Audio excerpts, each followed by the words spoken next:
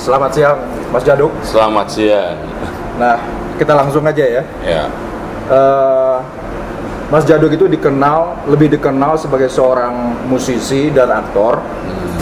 Tetapi sebenarnya Mas Jaduk itu juga keluaran dari STSRI ASRI ya, atau dikenal sekarang ISI, Institut Seni Rupa Indonesia. Berarti Mas juga belajar dulunya jurusan lukis toh? Jurusan lukis saya, jadi murni. Tahun berapa Mas Jaduk itu mulai masuk di ASRI? Tahun 83 saya masuk ya. Memang awalnya saya tadinya sama orang tua diminta untuk belajar musik, tapi karena saya basicnya juga penari, sudah dapatkan, musik sudah saya dapatkan, wah ini seni rupa yang belum, ya udahlah aku masuk ke.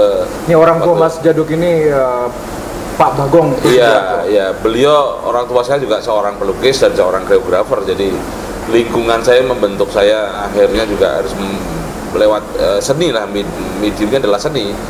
Tetapi kalau dalam orang-orang tradisi, karena di tradisi itu kan sangat multi ya bisa nari, yang bisa melukis, ya bisa musik, dan memang di Indonesia menjadi salah satu keunikan di tidak banyak negara, tapi kayaknya Indonesia mungkin yang paling banyak ya, yang orang menyebut jadi kayak saya multi talent, dan orang-orang tradisi selalu mengajarkan begitu memang, dan keluarga membentuk. Akhirnya saya memilih, oke, saya belajar seni rupa gitu.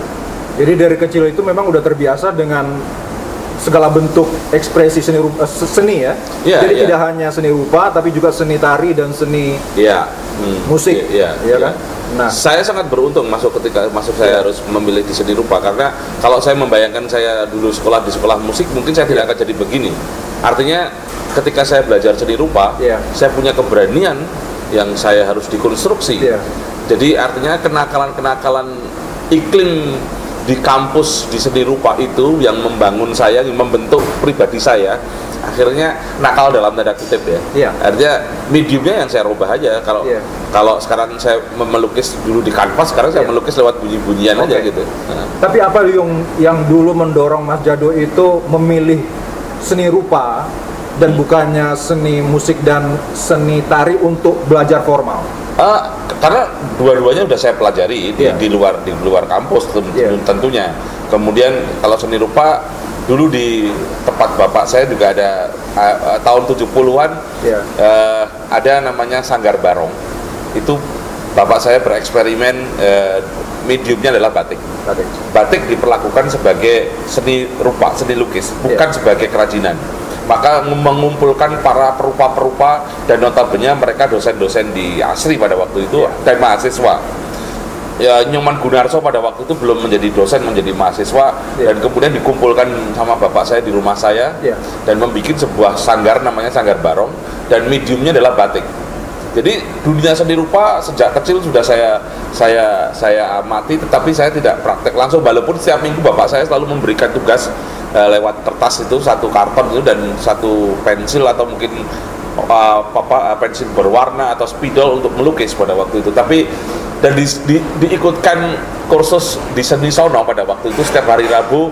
Pak Tino Sidin melukis seni menggambar. Jadi diikutkan ke sana, tetapi waktu itu ya karena di rumah juga membatik juga, dan saya masih ingat tahun 70-71 itu booming. Kalau saya membahasakan sekarang, pada waktu situasi politik Indonesia pada waktu itu dimanjakan oleh Amerika pada waktu itu, turis-turis semua didatangkan ke Jawa, dan waktu bapak saya membuka sanggar itu, lukisan juga belum jadi pun sudah ditawar sama turis pada waktu itu. Jadi saya menikmati betul waktu kecil melukis enaknya aja, pakai batik gitu, pakai kanvas gitu, pakai kain, dan laku. Dan itulah yang membentuk saya juga senang dengan seni rupa. Tapi pernah terpikir oleh Mas Jaduk itu pada suatu saat untuk fokus di dalam bidang seni rupa aja, sehingga masuk ke ASRI dan memilih jurusan seni lukis? Awalnya memang saya sebetulnya tidak ingin menjadi pelukis, tetapi saya meyakini lewat seni rupa ini sesungguhnya saya bisa mendapatkan pengalaman estetik dan jurus-jurus yang menurut saya agak sedikit manjur untuk punya keberanian melawan atau mendekonstruksi dari sebuah kemapanan. Salah satu contoh konkret aja, belum ngomong masalah seninya ya. Di tradisi Gampingan, kampus Asri itu sebuah kampus seni yang notabene tidak begitu feodal. Kalau saya masuk di Karangmalang atau masuk di Suryo Diningkratan, Karangmalang itu tari, asti, atau kalau AMI itu di Suryo Diningkratan, mungkin akan berbeda.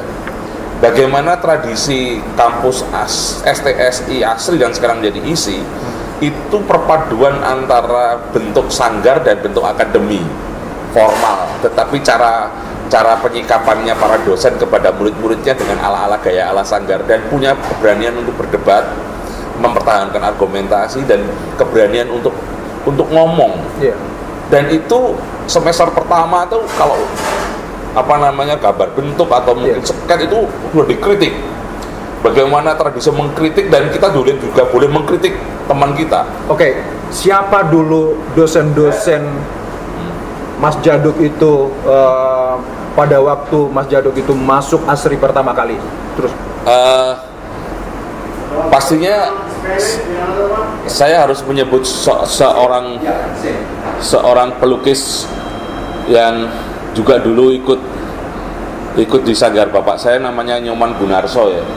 Dia salah satu motivator yang hebat. Saya kira mungkin semua mahasiswa yang pernah mencicipi kuliah di Asri dan pernah diajar sama Nyoman Gunarso pasti setuju dengan pendapat saya. Memang beliaulah orang yang menjadi motivator yang hebat, yang selalu turun ke lapangan dan memberikan, kalau bahasa Jawanya itu bombongan ya,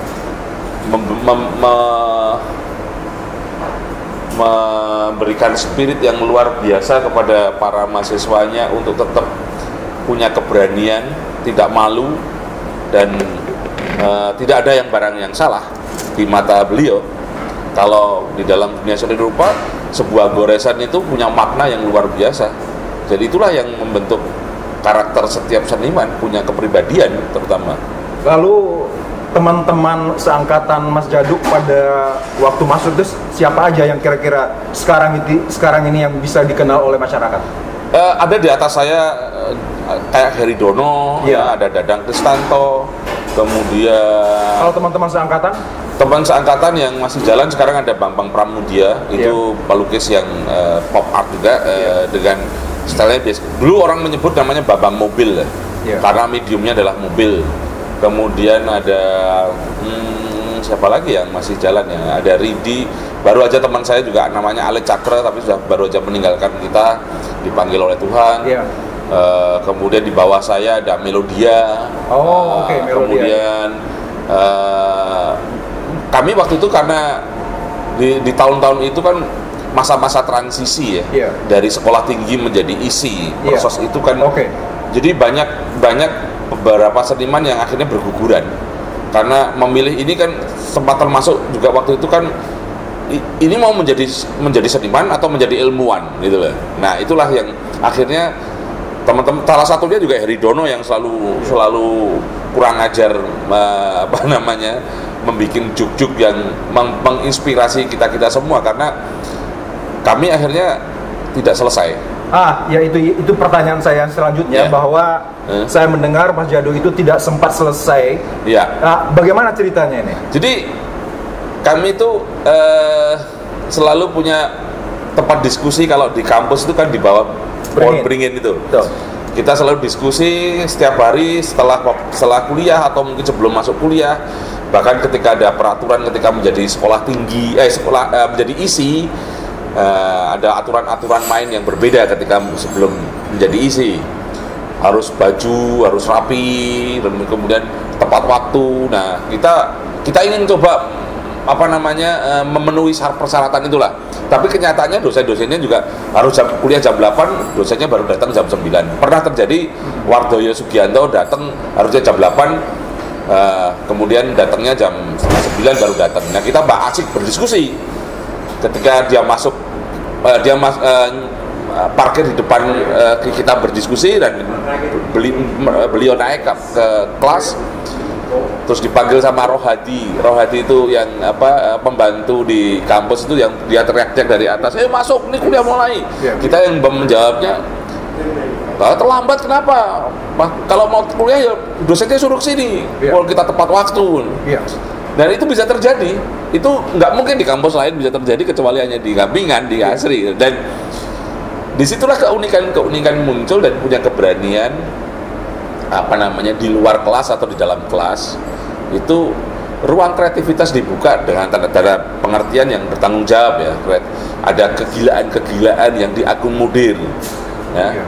Mungkin itu juga satu pengalaman yang mungkin agak traumatik juga ketika para dosen melihat peristiwa Desember Hitam sebelumnya, dan kemudian mulai dibukalah ruang-ruang ekspresi anak-anak yang baru untuk boleh berpendapat, boleh berekspresi. Nah, saya membayangkan kalau dulu saya tidak masuk Gampingan, mungkin tidak akan seperti ini. Tapi apa yang mendorong Mas Djaduk itu meninggalkan kampus, keluar dari Asri dengan atmosfer dan situasi yang cukup menarik seperti itu tadi, ada kegiatan diskusi, ada keterbukaan dan segala macam. Nah, itulah salah satunya yang dimana kalau dalam bahasa Jogjanya nyek-nyekan, ngenyek gitu. Tradisi nyek-nyekan itu kan kadang-kadang menyakitkan juga ya. Sampai akhirnya bisa fisik juga. Tapi kan itu akhirnya pada waktu saya tahun 85, kebetulan saya di luar, ibaratnya saya sudah punya pekerjaan di musik, sudah menjadi musik directing untuk acara-acara nasional. Sementara kalau di kampus saya juga harus menjadi mahasiswa. Dan itu diledekin sama Wardoyo Sugiarto itu. Wah, ngapa musik lukisannya jelek, ngapain bikin gambar bentuk, nggak bisa. Udah kamu ikut berbaris saja sana, ikut. Nah, pada situasi momentum itu saya mungkin sangat sangat sensi lah. Nah, akhirnya kami bertengkar, dan akhirnya itu berlanjutan terus, setiap kali ketemu terornya gitu terus. Nah, lama-lama udah mulai agak kendor. Dan kebetulan saya berkonsultasi dengan Nyoman Gunarso, Pak Nyoman, dan Pak Nyoman membetulkan juga, ya benar juga, kayaknya kalau kamu nerusin kayak gini, apa yang karier kamu di depan, kamu ibaratnya kalau di luar kamu sudah tangga ke-7, kamu di sini kembali lagi tangga ke-1. Enggak, tapi artinya mereka itu berpendapat bahwa karya Mas Djaduk pada waktu itu memang boleh dikatakan lemah gitu ya? Sebagai studi pelajar, student, belum beberapa hal belum terpenuhi, umpamanya tugas-tugas gambar bentuk. Tetapi kalau yang di luar pelajaran itu udah gua selesaikan semua.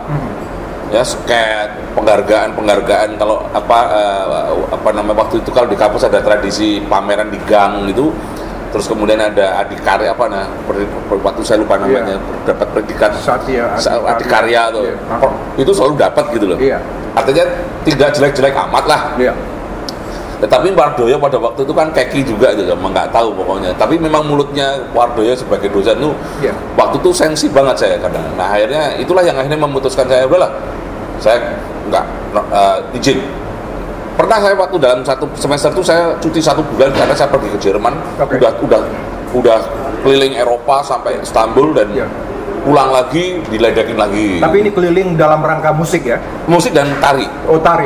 Musik dan tari terutama. Tapi bukan seni rupa, bukan lukis. Nah, itulah yang diledekin, ngapain musik seni rupa? Jadi penari atau jadi pemusik sana, ngapain aja kan. Ini tuh ledekan kayak gitu. Jadi seperti ada usaha mendorong Mas Djaduk itu untuk keluar dari pihak Wardoyo ini. Iya, kayaknya begitu. Tetapi itu sebetulnya kalau saya menyikapi mungkin juga ada semacam warning ya, yang saya sekarang baru menyadari, oh ya benar. Artinya kalau dulu saya teruskan menjadi pelukis ya mungkin hanya sebagai satu predikat sarjana aja, tetapi sebetulnya ya penting, tapi tidak penting-penting amat lah titel itu. Tetapi saya melihat ruang itu, akhirnya saya berkonsultasi dengan dosen namanya Pak Nyoman, dan udahlah keluar. Nah, salah satunya ketika juga saya bertemu dengan orang-orang teman-teman saya di atas saya, di kakak-kakak kelas saya, ada di bawah saya, termasuk Eri Dono, Edi Hara, Dadang, Butet, Si Om, ya semua yang tadinya memang kita sepakat udah kita nggak nerusin ngapain? Heridono salah satunya yang memberikan satu statement. Iya. Mendingan kita nggak usah ngelanjutin, kita tidak menjadi sarjana seni nggak apa-apa. Alasannya? Kasihan adik-adik kelas kita. Wah, dia sombongnya begitu. Iya. Kasihan adik-adik kelas kita besok kalau para ilmuwan seni itu akan meneliti, akan riset seniman yang tidak punya titel tapi sukses di ranah internasional.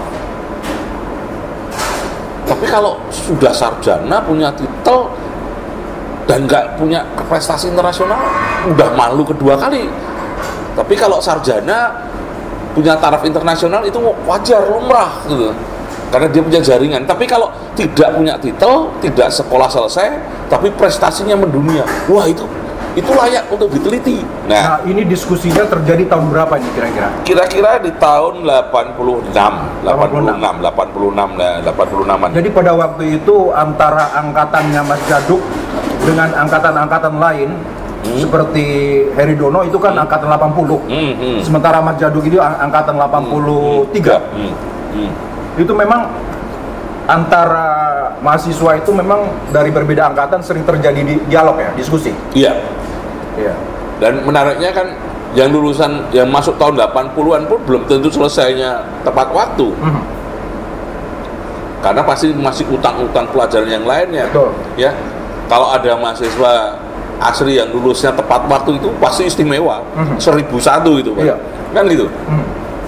Jadi materi-materi pelajaran yang harus diulang yang tadinya dia jauh dengan saya, akhirnya dia satu kelas. Saya dengan Butet hanya beda 1 tahun 2 tahun, tapi bisa satu kelas kan lagi. Dan tukar-tukaran absen aja. Ya. Nah, pada waktu kami berdiskusikan itu, Ya. akhirnya Dadang dan Edi Hara Ya. yang akhirnya tetap menjalankan statusnya sebagai sarjana Sampai selesai mereka? Sampai selesai. Tapi saya Heridono, si Ong, Butet, saya. Nah, ada juga Hendro Suseno almarhum. Yang tadinya mereka sepakat komitmen dengan kita, tapi diam-diam ternyata dia ikut kembali ke kampus lagi dan selesai. Ya, dia lebih, Tuhan menghendaki hal yang lain, akhirnya dia dipanggil lebih dulu. Tetapi bahwa ada satu tanggung jawab dari para teman-teman yang menyatakan untuk tidak melanjutkan, ingin berprestasi di luar dan ingin membuktikan hasil keputusan atau hasil pilihan itu, dan kita menghargai keputusan teman-teman untuk tidak melanjutkan di kampus tadi. Nah, siapa saja ini ya individunya yang memang tidak sengaja tidak selesai tapi berhasil di luar, selain Heridono, Dono dan Ari Wahyu, ya, Butet, ya, saya, ada lagi siapa ya? Yang dulu nggak ada dulu semua lalu. Iya. Oh, jadi ada juga yang tadinya berkomitmen untuk tidak melanjutkan, tapi terus melanjutkan dan selesai. Ya. Dan yang paling menarik ketika ruang diskusi itu menginspirasi teman-teman yang lainnya, ya, untuk tetap eksis di bidangnya masing-masing ya.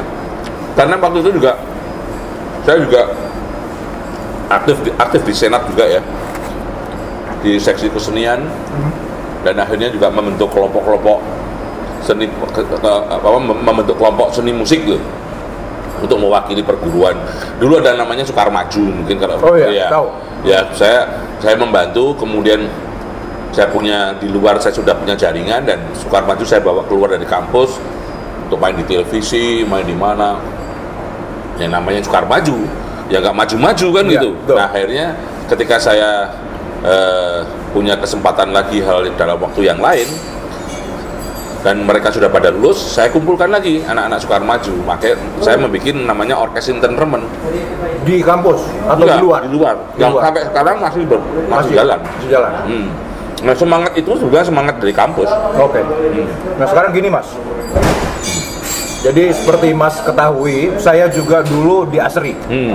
Saya masuk tahun 80, seangkatan dengan Heridono, Dadang sama Edi Hara, dan yang lain-lain.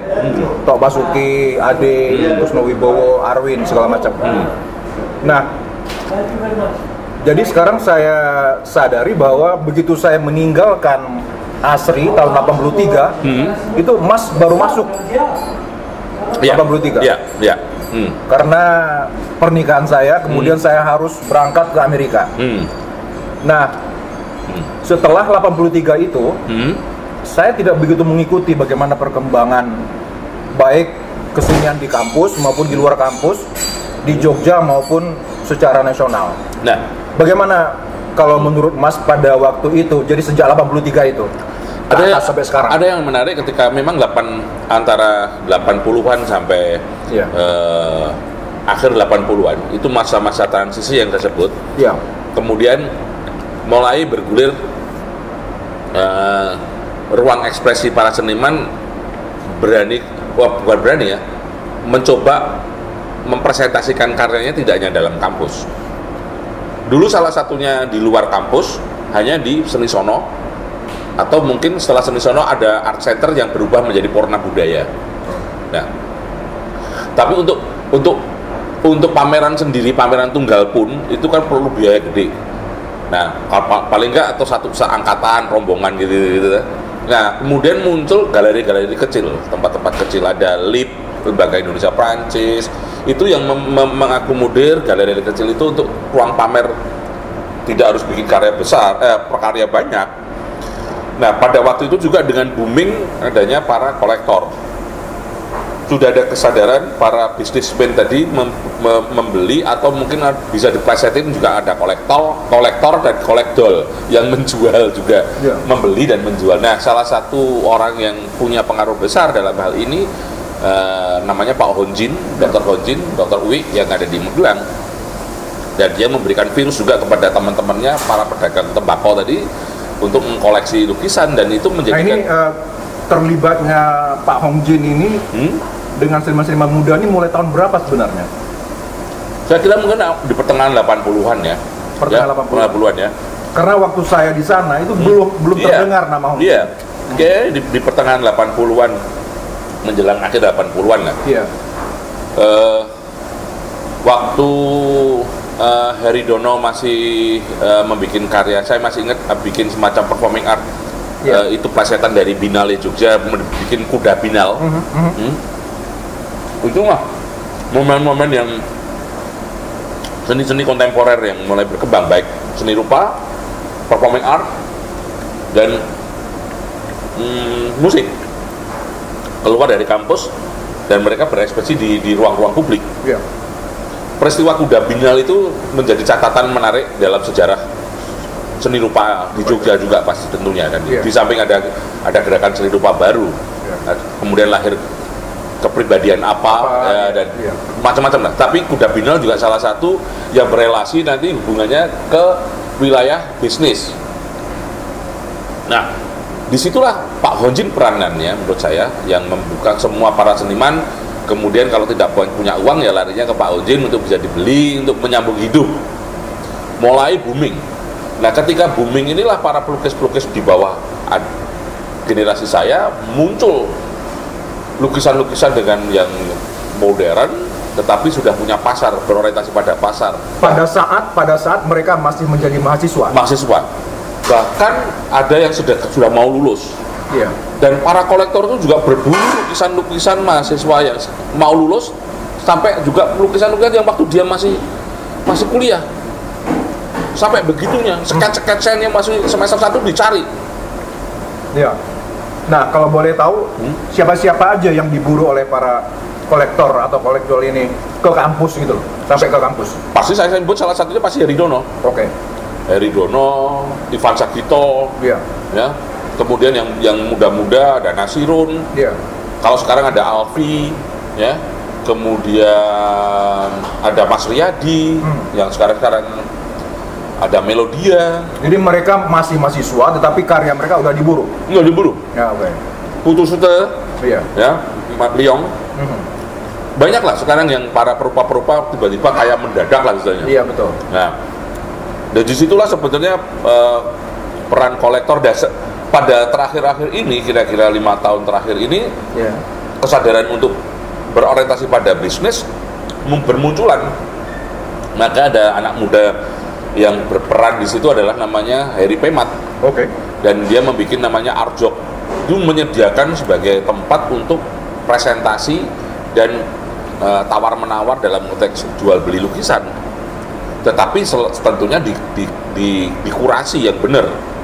Dan sekarang ini event namanya JAV itu sudah menjadi agenda tahunan, bahkan tidak hanya di Jogja tapi sudah bahkan tidak nasional, sekarang sudah sampai Asia, orang pada datang di JAV ini dimulai tahun berapa kira-kira?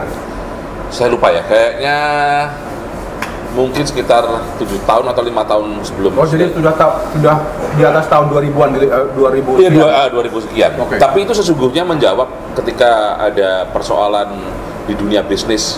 Nah, sebelum itu memang ada satu peristiwa yang ditulis kebetulan teman yang nulis teman saya namanya Adi Wicaksono.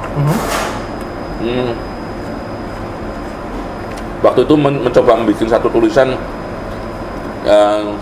lukisan gorengan. Jadi istilah gorengan itu bagaimana para pelukis-pelukis muda itu digoreng betul oleh para kolektor-kolektor untuk kepentingan bisnis, dan kemudian itu jadi booming.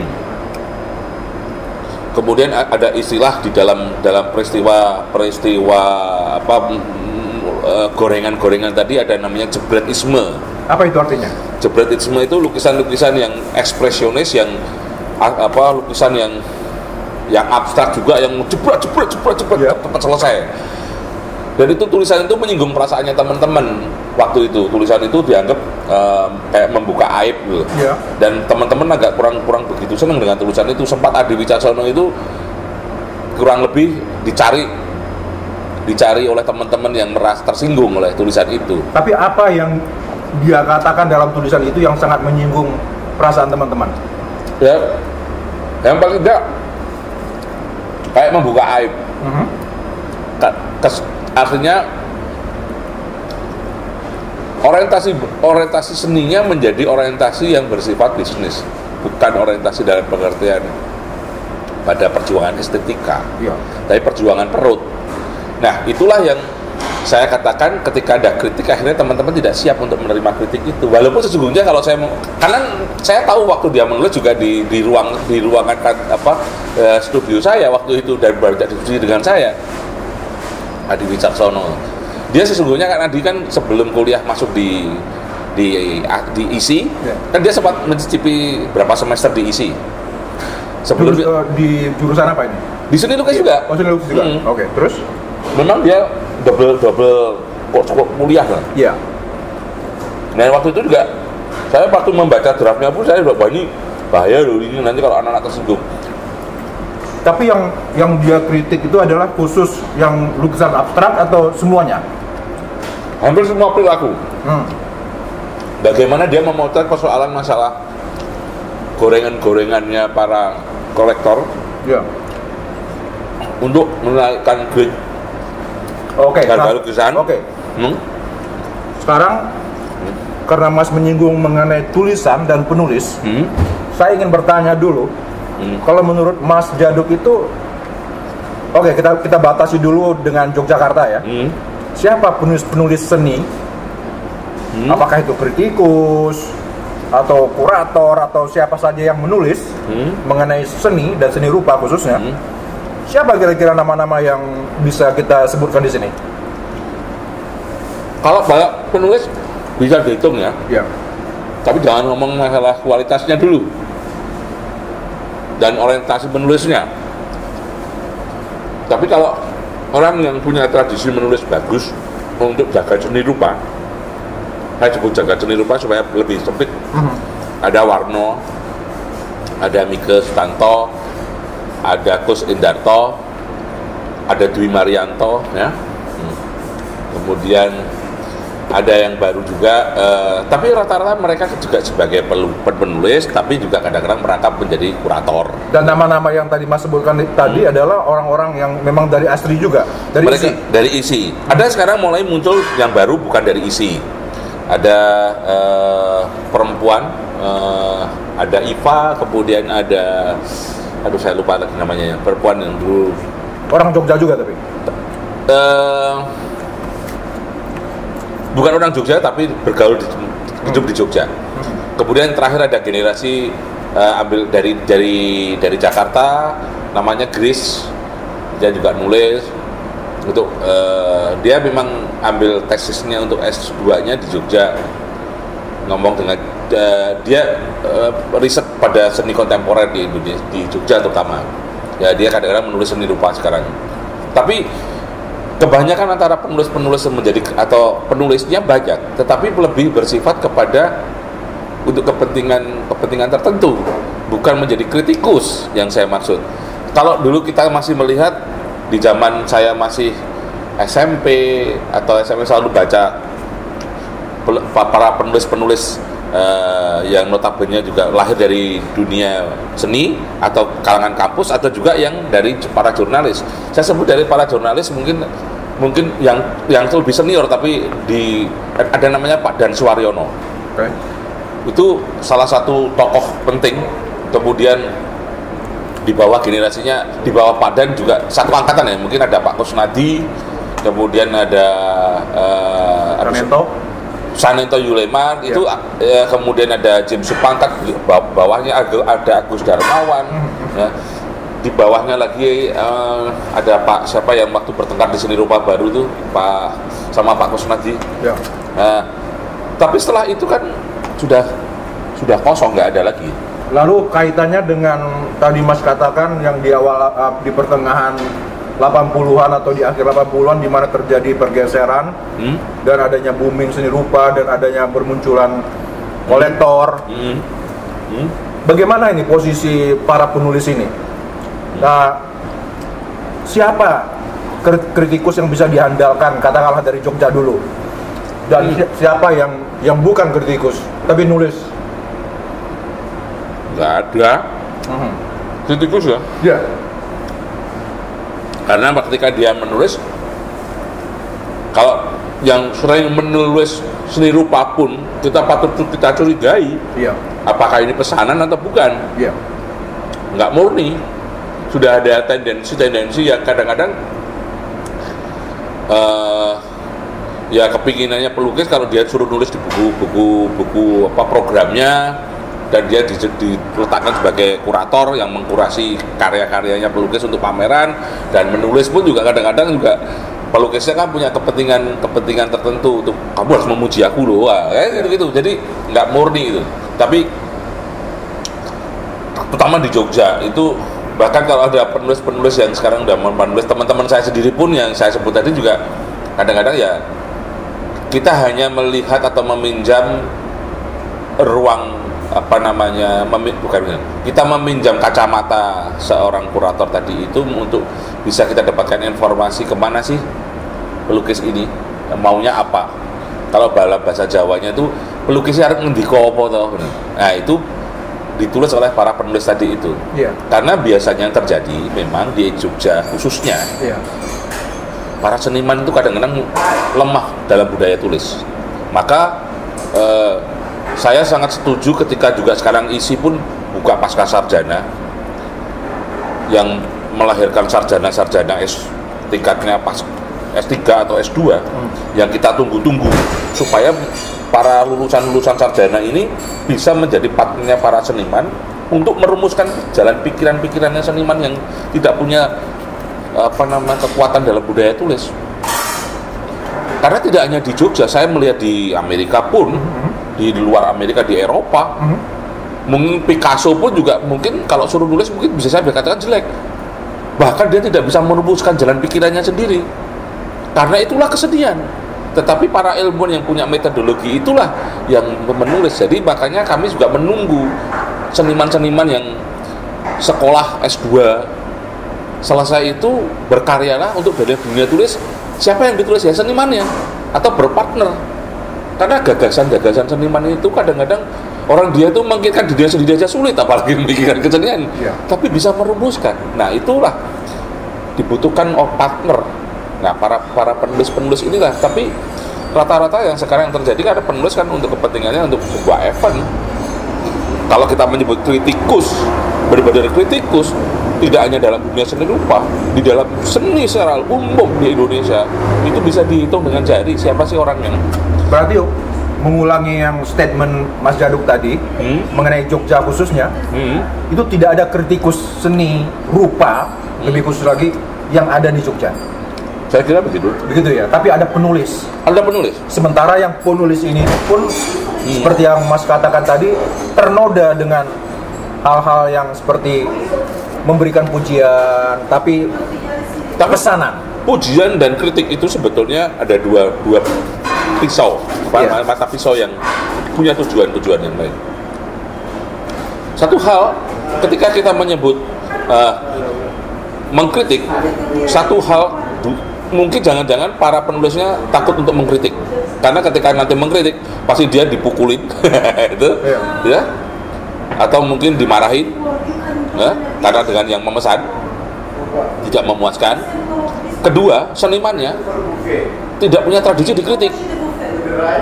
Tetapi bisa juga sekarang dirubah harusnya, bahwa kritik itu juga bagian dari kita yang bisa memberikan cara pandang yang ruangnya menjadi lebih lebar, landscape-nya jadi semakin panjang lagi, lebih lebar lagi melihat sosok senimannya. Tapi kan tradisi untuk menerima kritik kan tidak semua orang bisa menerima kritik. Bahkan dalam bahasa politiknya ini politik pencitraan kan gitu, untuk mempengaruhi nilai bisnisnya kepada supaya cepat laku. Tetapi kalau para kritikus atau para penulis yang punya keberanian juga mengkritik kliennya yang itu sebetulnya juga hal yang menarik, karena ada satu sisi yang mungkin itu bukan jelek, bukan kejelekannya, tetapi ada satu kekurangan yang sebetulnya bisa diinformasikan ke publik, tapi kekurangan itu justru sebuah kekuatan, atau bahasa saya memberikan istilah itu sebetulnya musibah tetapi membawa berkah. Gitu loh. Ada kecelakaan, ada kekurangan, tapi kekurangan itu yang sesungguhnya menutupi sebuah kekuatan yang luar biasa. Salah satu yang saya sebut, dia tidak bisa menulis, tidak bisa merumuskan pikirannya. Saya kasih contoh pamannya pengalaman Pak Joko Peke pada peristiwa Kias, pameran seni rupa di Amerika, dan kemudian ada penulisnya menulis tentang mendudukkan tema-tema sosialis. Kalau nggak ada penulis itu, Joko Peke tidak akan jadi booming, kan gitu. Jadi mengenai sekarang begini aja. Tadi kita bicara mengenai penulis-penulis yang ada di Yogyakarta, di mana mereka ini membantu para pelukis yang tidak bisa mengutarakan pikiran-pikiran dan perasaannya. Tetapi terjadi masalah juga di mana ada pernyataan-pernyataan yang ditulis oleh penulis-penulis ini yang boleh dikatakan mungkin dipesan atau dibayar, bukan merupakan 100% pemikiran dan perasaan para penulis ini ketika mereka melihat karya yang mereka bicarakan itu. Itu ada kesadaran yang sangat normal ketika, karena para penulis-penulis itu langka dan merasa dibutuhkan, ya ibaratnya dia juga menjual jasa dan merasa dibutuhkan, ya dia pasang harga. Yang saya sebut tadi ada dua mata pisau tadi, ada juga yang memang ya udah, kamu bayar berapa sama aku harus memuji loh, namanya gitu. Ya apa sih beratnya memuji? Tapi aku harganya sekian, lu harus bayar aku sekian, karena aku belajar ini juga dulu keluarin uang juga. Nah, bisa juga terjadi begitu. Jadi ini memang hal yang memang terjadi dan biasa terjadi di Jogja. Saya kira bisa terjadi, mungkin kemungkinan bisa begitu, tapi itu wajar menurut saya. Tapi ada juga yang modelnya memang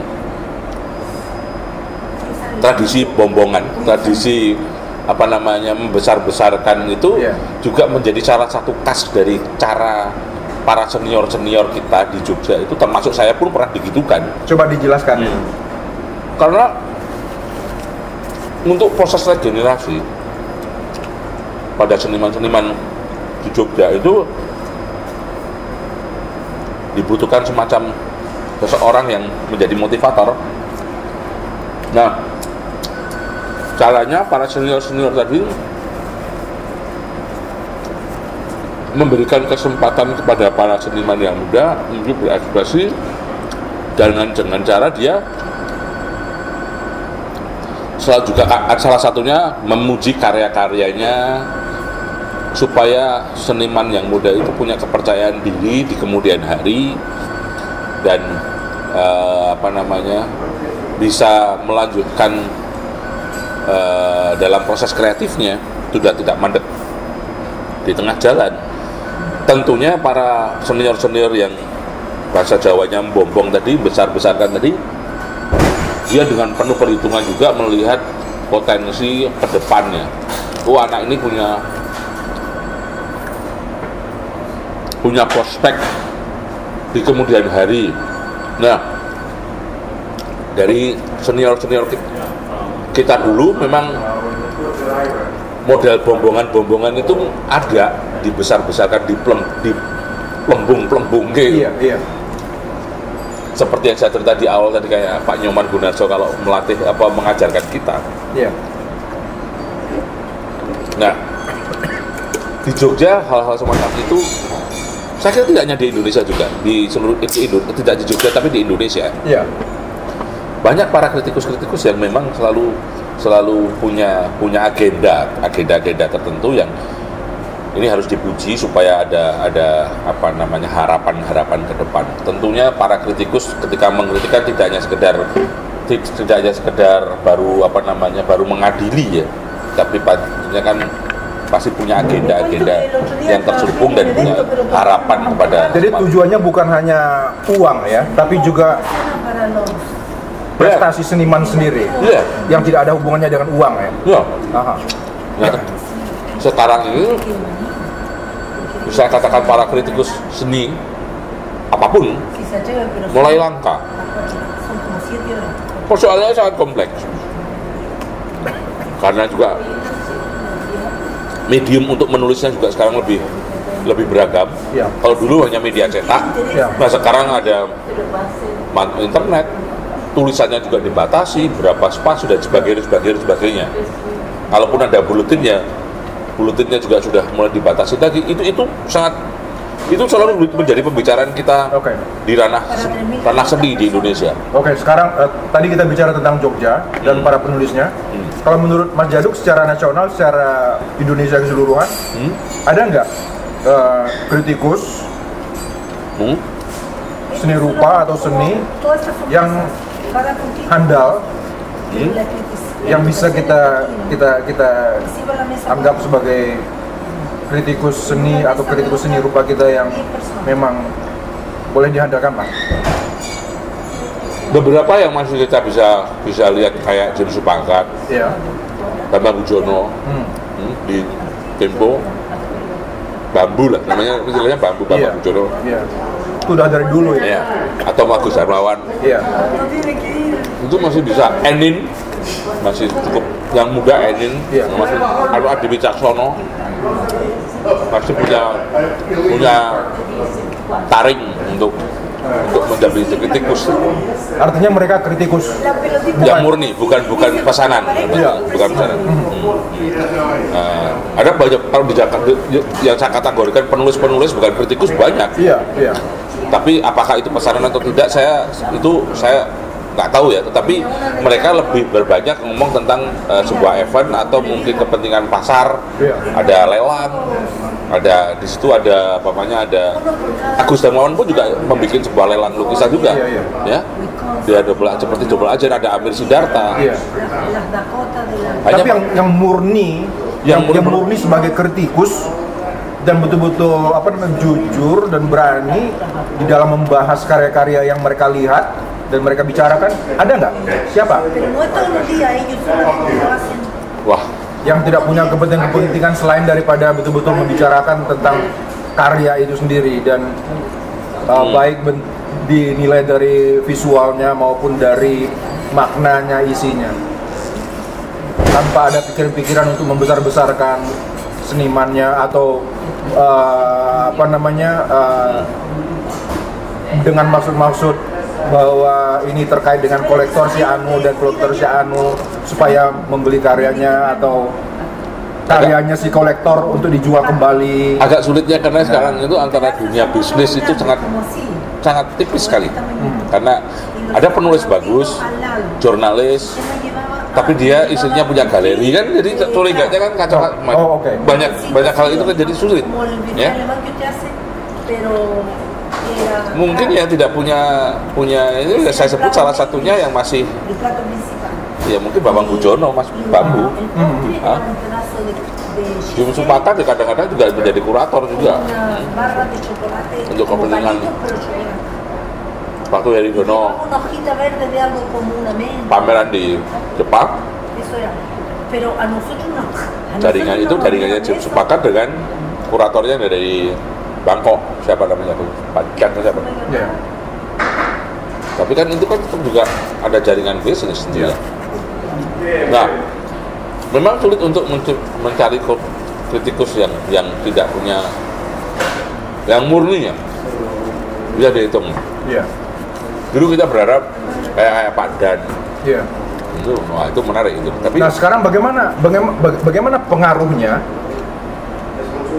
Kenyataan bahwa kritikus penulis seni atau seni rupa itu langka di Indonesia, itu bagaimana pengaruhnya terhadap perkembangan seni kita sendiri? Rata-rata yang menarik fenomenanya adalah para seniman ya. Itu bahasa saya, dia dengan satu metode asongan, dia mempiarkan dirinya sendiri. Dan punya keberanian untuk membangun networking sendiri, tidak lewat para penulis. Ada beberapa lewat penulis juga tentunya, tapi kebanyakan untuk ranah internasional mereka juga di samping juga ada nilai bisnisnya, tapi juga dia mencari sendiri. Heri Dono juga pasti kan ada di situ, ada peran para kurator tadi. Yeah. Tapi ada juga yang mereka bikin jaringan sendiri dan nanti ketemu juga. Tidak lewat seorang penulis atau kritikus gitu. Yeah. Tapi di sini kesempatannya karena situasi yang mengglobal inilah orang punya ruang untuk presentasi, untuk membuat networkingnya semakin dimudahkan. Tapi persoalannya tinggal bagaimana intensitas seseorang memilih dunianya kan gitu. Mau benar-benar menjadi pelukis atau mau pelukis yang kayak apa gitu loh. Bahkan saya sendiri melihat di sini para seniman-seniman pun yang saya 1 bulan di Amerika sudah mulai ada apa istilah namanya, aku sebagai visual art gitu. Istilah visual art itu kan seakan-akan tidak mau dibatasi pada sebuah seni isme tertentu. Jadi ruang ekspresinya kan bisa tiba-tiba dia bisa menjadi koreografer, seorang perupa bisa membuat film, bisa menjadi film maker, atau mungkin menjadi komposer. Seperti yang dilakukan oleh Wianto, tiba-tiba masuk di forum musik kontemporer dulu. Ya. Sadra juga ikut pameran. Jadi saya melihat di New York, di Amerika ini banyak seniman-seniman visual art ya. Dan sekarang juga baru menjamur di Asia apalagi Asia Tenggara. Jadi ruang ekspresinya dan ruang ekspresinya semakin lebar. Kritikus juga sulit lagi, apalagi sudah nggak ada kritikus. Ya, kritikus juga akan sulit lagi untuk meletakkan posisi para seniman itu.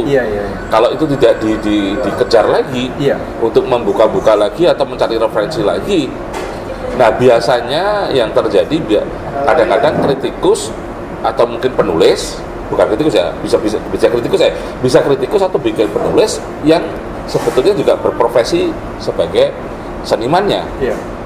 Mungkin satu saat kalau saya membayangkan saya mungkin fisik saya sudah tidak mampu, apa yang saya pengalaman empirik saya dalam perjalanan ini, mungkin saya artinya mau pensiun di seni pertunjukan, mungkin saya akan menjadi penulis dan mengamati semua perilaku seniman-seniman. Oh, ini masuknya ke kategori ini, atau untuk meletakkan, karena saya punya lebih beruntung saya punya pengalaman melihat lebih dulu di sini.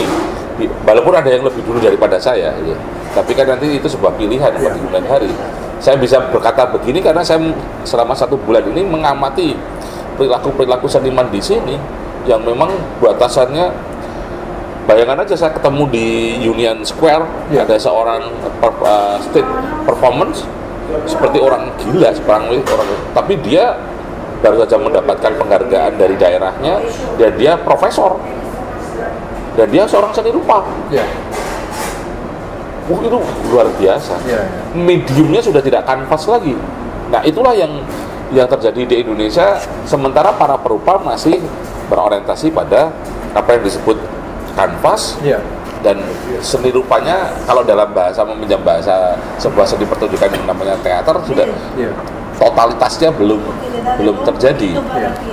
Mungkin saya melihat ada peluang yang menarik, dan kayaknya kalau itu diteruskan apa yang dilakukan oleh Samuel dengan Fox Mataram Institute itu juga satu metode yang bisa memperlebar lagi wacana di dalam seni rupa Indonesia ya. Nah, ini Pak Sam ini apa yang dia lakukan ini dengan Fox Mataram Institute-nya itu?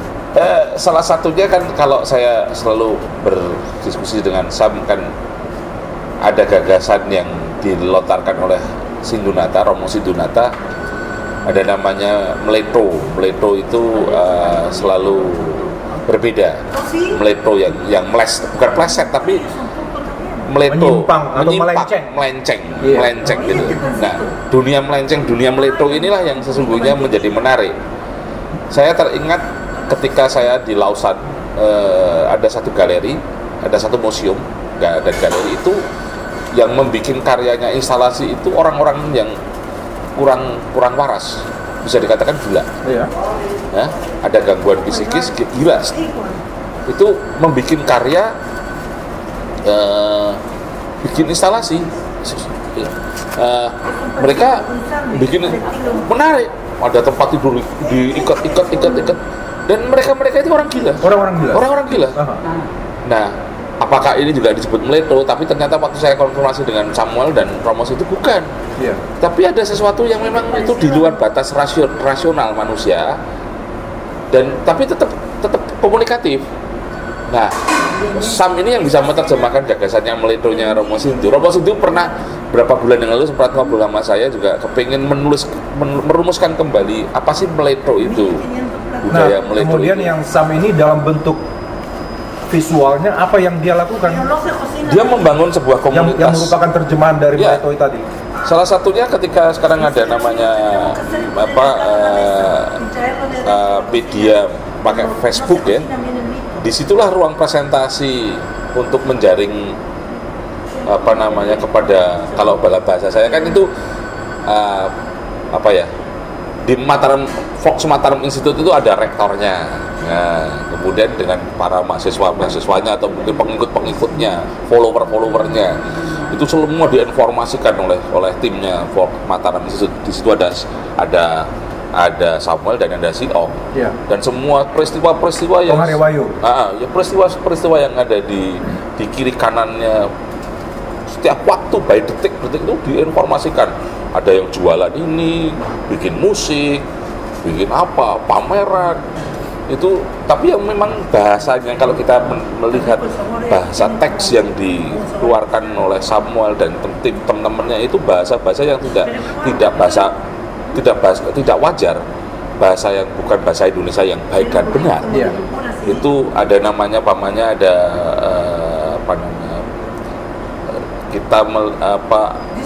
andap asor asoi, prasmanan, estetika prasmanan, kata-kata yang sebetulnya tidak jamak sebagai kata bahasa, sebagai kalimat Indonesia yang utuh, yang Meleto. Tetapi itu menemukan menemukan estetika baru. Nah, mediumnya adalah pakai Facebook, bikin grafis, akhirnya memotivasi para seniman-seniman pengikut-pengikutnya untuk bikin karya, bikin pertunjukan, baca puisi, diliput di situ. Memang ada bahayanya juga, tentunya kalau senimannya tidak menghayati ini bagian dari sebuah ruang untuk katarsis, dan itu dianggap satu kebenaran, kan bahayanya kan mereka terus merasa dirinya udah besar. Nah, saya selalu memberikan warning juga kepada Samuel tentunya. Tetapi apa yang dilakukan oleh Samuel dengan FMI ini salah satu kontribusi juga di dalam jagat kesenian, terutama di Jogja. Dan akhirnya para pengikutnya juga muncul ide-ide, gagasan-gagasan yang kreatif. Nah, itu tidak dilihat oleh institut atau lembaga yang berkompeten dalam hal ini, pokoknya lembaga seni atau ISI. Kalau kita masih ingat dulu di kampus di seni rupa ada materi pelajaran namanya eksperimen. Nah, itu sebetulnya sama. Yeah. Disitulah kesempatan kita mau edan-edanan. Dan saya berapa hari yang lalu, hari Senin yang lalu, saya datang ke namanya Johnson, gereja Johnson di dekat Washington Square. Itu di situ bekas gereja. Ya, itu dipakai untuk ruang presentasi para seniman-seniman untuk menemukan gagasan-gagasan estetika baru, ya, bereksperimen. Bentar, kita stop dulu. Nah, kita teruskan, Mas. Ini mengenai ini loh. Setelah Mas keluar dari ASRI, itu tahun 80 berapa? 86. 86 ya? Iya. Kemudian kita bicara mengenai arah seni rupa khususnya. Setelah Mas keluar dari ASRI itu, apa yang Mas amati ya mengenai perkembangan atau perjalanan seni rupa? Baik itu secara visual maupun makna yang memang digali oleh para seniman yang muda-muda ini, khususnya di Jogja dan bisa juga nanti di Jakarta atau di Bandung. Bagaimana menurut Mas itu arah perjalanan kesenian, khususnya seni rupa di Indonesia itu? Saya lihat perkembangannya sangat menarik tentunya, dan sisi kualitas karyanya teknik, terutama pada teknik ya. Itu kemajuannya luar biasa. Mungkin yang belum maksimal, yang perlu ditambahkan adalah wacananya. Karena apalagi yang di Jogja itu kalau udah ngomong teknik luar biasa. Karya-karya para perupa di Jogja itu tekniknya luar biasa. Hanya mungkin kadang-kadang pada wacana yang kayaknya perlu ditambah lagi. Nah, booming para pelukis-pelukis muda yang apalagi dalam konteks yang terkini, yang mutakhir ya, itu juga banyak dipengaruhi pada sebuah selera dari para galeri-galeri atau mungkin para kurator-kurator yang ingin mencoba mengembangkan nilai bisnisnya itu. Nah, itu juga memberikan warna sendiri kepada para perupa-perupa muda tadi itu. Jadi kalau udah ngomong teknik, mungkin saya membahasakan teman-teman sudah lepas dari teknik ya, pasca teknik ya, karena sekarang sarananya kan banyak sekali untuk mengakses atau mungkin mencoba menggambar serealis mungkin pun masih memungkinkan, walaupun tekniknya mungkin baru 80% pun sekarang sudah ada alatnya yang untuk bisa lebih menyerupai, bahkan lebih dari foto. Saya masih ingat kalau dulu angkatan yang lama ada bukan Agus Kamal, siapa ya, yang super realis tuh, yang meninggal itu super realis kayak foto, saya lupa namanya Mas siapa. Sekarang sudah ada alat, ada proyektor yang bisa kita. Jadi tapi tinggal sekarang bagaimana mengembangkan wacananya para perupa. Karena ketika yang muda-muda sekarang, wah, luar biasa. Ide-idenya nakal-nakal juga kadang-kadang. Tapi dari segi rupa. Nah, dari segi rupa. Tapi yang menurut saya kadang-kadang yang lemah itu pada tingkat wacana. Jadi kalau dalam bahasa yang disederhanakan, bahasa Jawanya kalau saya itu ngomong, kowe iki arep ngendika apa to? Di dalam kesenianmu tuh arep ngomong apa to? Jadi tidak hanya sekedar pamer teknik. Itu yang menurut saya esensi dalam berkesenian. Penyebabnya apa nih? Apakah ada kaitannya dengan kurangnya para penulis, kritikus, dan terjadinya dialog sesama seniman, atau bagaimana? Ya, yang paling mendasar keset. malas untuk artinya dia malas membaca, malas keluar, malas jalan-jalan. Iya, di situ mungkin kalau kasar-kasarnya begitu, tetapi tentunya saya yakin teman-teman hanya belum punya kesempatan untuk membuka lagi dan memahami tentang bagaimana sih berkesenian, karena berkesenian kan tidak ada mandeknya. Belajar itu kan tidak ada mandeknya.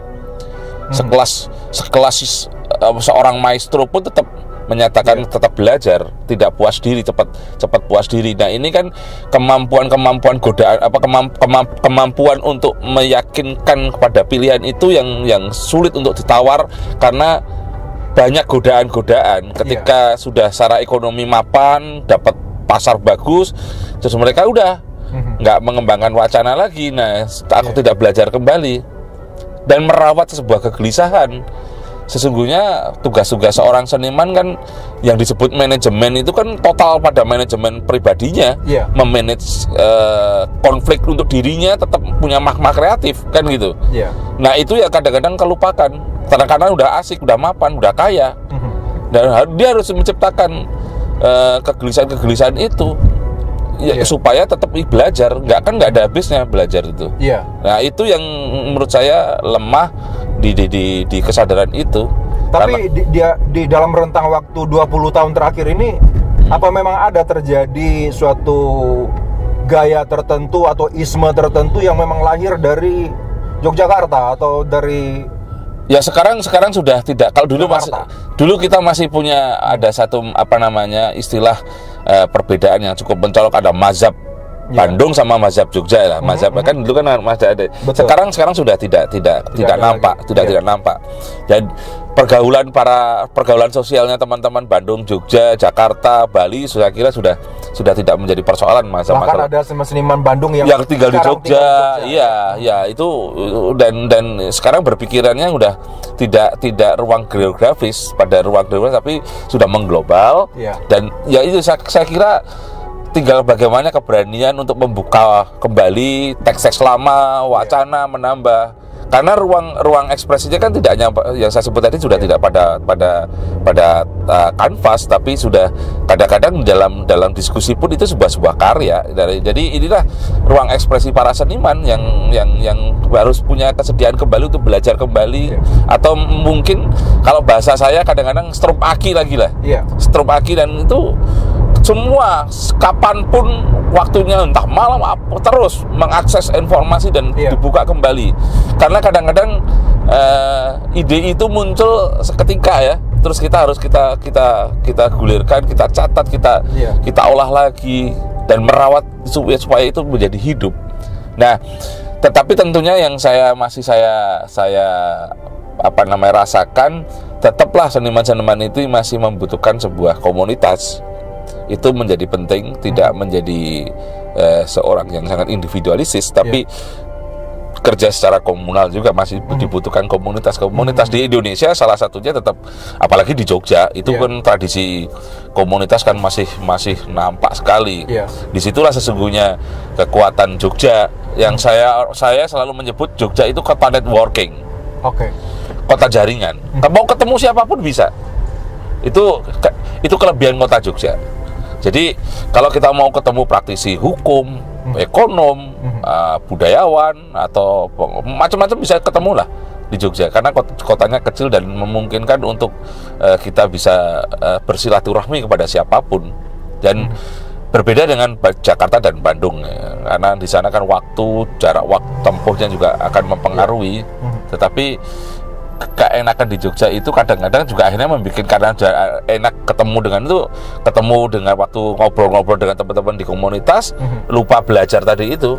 Tapi sesungguhnya pada waktu di ngobrol-ngobrol itu, sesungguhnya mereka harusnya punya kesadaran itu bagian dari belajar.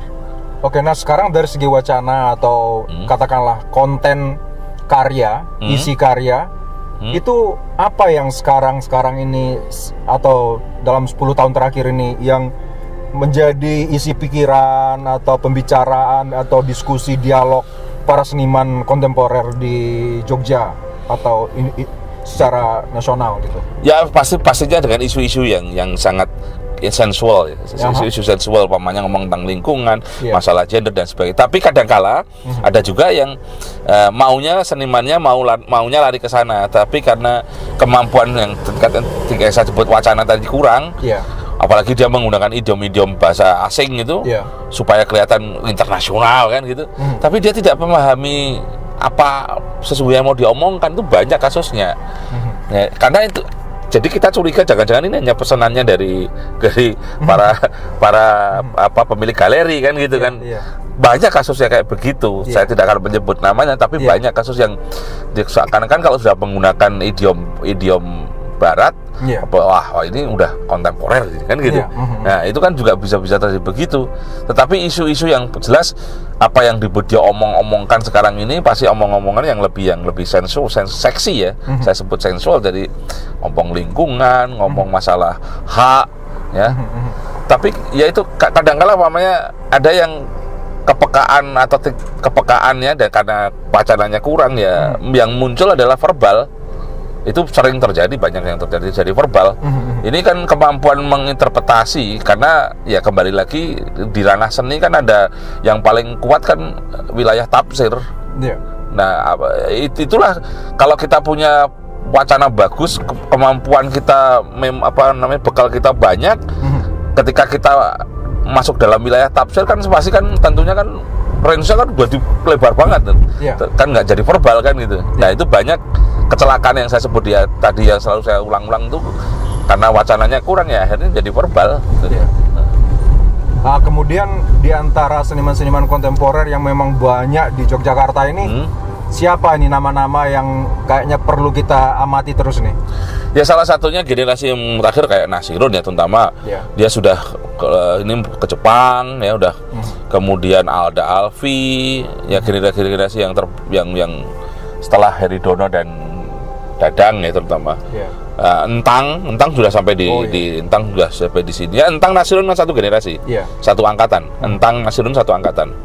Ya mereka yang akan memberikan warna di jagat seni rupa di Indonesia tentunya, dan sudah dilirik cukup panjang. Mas Riyadi umpamanya begitu, atau Putu Sute kemarin baru aja selesai di pameran di Hong Kong 2 minggu yang lalu. 10 hari yang lalu dia buka pameran di Hong Kong dan di Cina. Dan semua lukisan laku semua. Belum dibuka udah laku semua, dan itu sukses besar. Karena beberapa lukisannya sebelum berangkat saya pinjam untuk konser saya juga ya. Foto-fotonya saya pakai untuk konser saya, dan saya mengikuti perjalanan dia yang di Cina, dan luar biasa apa yang dilakukan oleh Putu Sute. Dan mereka lah yang sebetulnya ini kan generasi terakhir jagat seni rupa Indonesia yang memberikan warna. Di samping para perupa ini juga yang saya sebut visual art ya. Ada di Jogja, dia bukan lahir dari anak seni rupa, tapi dari visipol. Ada yang namanya Jompet. Itu juga sudah melalang buana kemana-mana. Itu menarik juga pikiran-pikirannya di dalam visual art ya. Terus kemudian banyak seniman-seniman yang muda yang sudah masuk ke ranah internasional. Nah, kata-kata internasional kalau di seniman-seniman di Indonesia, tidak hanya di seni rupa, terutama pada orang seni pertunjukan, yang terutama di kultur pop yang kadang-kadang saya agak sedikit geli ya. Orang menyebut namanya go internasional gitu loh. Nah, kadang-kadang saya juga ngapain sih kok mereka bangga dengan kata-kata kita udah go internasional gitu. Ya, ini biasanya orang-orang kultur pop lah merasa gagah dengan go. Justru saya kadang-kadang berbalikan, ini mereka nggak pede kalau gitu. Kan kita bagian dari internasional, kenapa harus go internasional? Kita sejak awal kita harus berorientasi internasional memang, tapi tidak harus bengak-bengok ngomong go internasional. Kira kita bagian dari internasional kok. Tapi karya-karya seniman-seniman kita kontemporer itu kalau menurut Mas memang udah sejajar dengan secara kualitasnya dengan karya seniman-seniman yang memang udah kita sering dengar namanya di arena internasional gitu. Ya, saya kira ada beberapa yang sudah layak untuk disebut dia masuk ke ranah itu ya, tapi ada beberapa yang masih harus digali lagi. Biasanya ya saya tadi pada konteks wacana atau sikap-sikap sikap-sikap berkeseniannya, karena banyak loh seniman-seniman Indonesia yang secara teknik bagus, tapi ketika kita buka lagi, kita amati dan kita amati lagi, ternyata dalamnya kosong. Itu banyak yang ternyata dia memang bukan, kategorinya akhirnya menjadi ekstrem. Ini seniman atau perajin kan gitu. Betul. Itu kan bisa gitu. Kecurigaan itu muncul. Ini. Itu Gedung Putih, Mas. Nah, disitulah sebetulnya pada pilihan-pilihan seorang seniman untuk memilih di bidang apa gitu. Dan itu memang targetnya menarik sekali kalau seandainya ada kesadaran lebih dini kepada para pelaku seni terutama.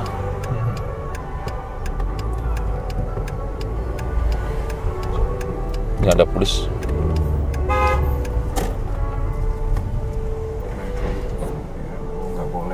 Nggak boleh. Nah, sekarang mengenai jadi secara finansial, sebagian daripada seniman-seniman kita ini memang sudah makmur, boleh dikatakan makmur. Ada yang memang makmur, ada juga yang masih mencari ya. Menurut saya masih banyak dicari lagi. Tapi kemakmuran dalam konteks ekonomi itu tidak menjamin setiap teman-teman itu bisa happy. Karena tetap karena tradisi komunal tadi itu lebih baik dia punya teman banyak, sepertinya kaya teman daripada kaya secara ekonomi. Tetapi memang di sini sesungguhnya kelihatan sekali, kayak pamannya kita melihat di FMI salah satu fundingnya ya kalau kita menyebut ya ada Nasirun yang selalu juga memberikan sport, ada Putu Sute juga selalu memberikan sport gitu. Artinya memang kebetulan kalau saya membahasakan mereka yang mendapatkan rezeki lebih dulu gitu loh. Akhirnya punya kesediaan juga ingin membantu teman-temannya kan gitu.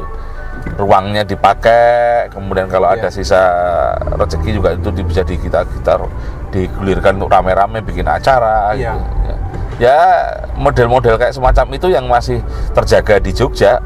Nah, tapi tentunya nanti kan harus berpikir ulang ketika juga masuk yang disebut mungkin pada konteks manajemen ya. Karena setiap orang nanti kan nggak pada orang seni pertunjukan, pada perupa pun akhirnya pasti punya agen dan dia harus taat, harus punya aturan-aturan yang harus dipahami, yang kalau memang keinginan masuk ke mana ranah internasional kan gitu.